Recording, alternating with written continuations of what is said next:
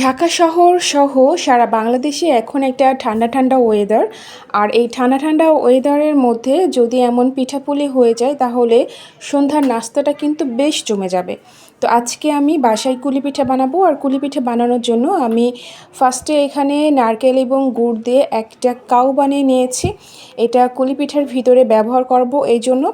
আর কিছু রুটি বানিয়ে নিয়েছি। আর এই রুটির একটা শেপ আনার জন্য পিঠার, সেটা আমি কফির যে ঢাকনা আছে ঢাকনাটা ব্যবহার করেছি। আর কফির যে ঢাকনা সেটা দিয়ে আমি রুটির একটা সুন্দর গোল একটা শেপ বানিয়েছি, কুলি পিঠার যে শেপটা হয় সেটার। তারপর আমি এর মধ্যে সে নারকেলের যে পুরটা আছে আমি দিয়ে দিয়েছি। দিয়ে এখন সুন্দরভাবে বটে নিতে হবে কুলি পিঠার যে নকশাটা আছে সেইটা। আপনারা দেখেই বুঝতে পাচ্ছেন যে আমি কিভাবে শেপটা আনছি। এইভাবে একটা শেপ আনতে হবে। আর এইভাবে শেপ করে নিয়ে আসলে দেখা যাবে কুলি পিঠাটা খুব সুন্দরভাবে একটা শেপ চলে আসবে এবং যে ডিজাইনটা, এই ডিজাইনটার জন্য পিঠাটা কিন্তু বেশ সুন্দর লাগে দেখতে।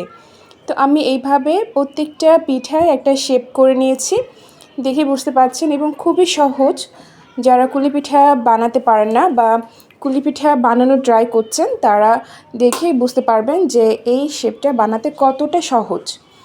জাস্ট একটু আঙুলের কারসাজির ব্যাপার আছে এখানে। এভাবে হচ্ছে পিঠাগুলো সুন্দর একটা শেপ করে নেব।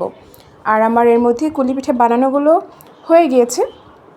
আর এই পিঠাগুলো আপনি চাইলে পানির যে ভাপ আসছে ভাপে আপনি সিদ্ধ করে নিতে পারেন।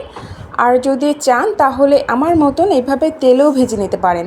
তো আজকে আমি এই কুলি পিঠাগুলো তেলে ভাজবো। আর তেলে ভাজার জন্য তেলটাকে ফার্স্টে গরম করে আমি ওর মধ্যে একটা দুইটা তিনটা করে পিঠাগুলো ছেড়ে দিয়েছি। আর দেখেন কত সুন্দরভাবে পিঠাগুলো ভাজা হয়ে যাচ্ছে। আর এইভাবে পিঠা ভেজে আপনি কুলি পিঠাটা সংরক্ষণ করে রাখতে পারেন 3 থেকে 4 দিন, কোনো প্রবলেম হবে না। পিঠাগুলো যেমন আছে তেমনই থাকবে। তো আমার সবগুলো পিঠা এইভাবে ভেজে নেব।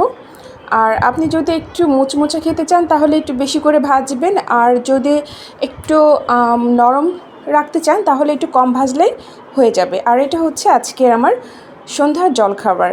সবাইকে অনেক ধন্যবাদ।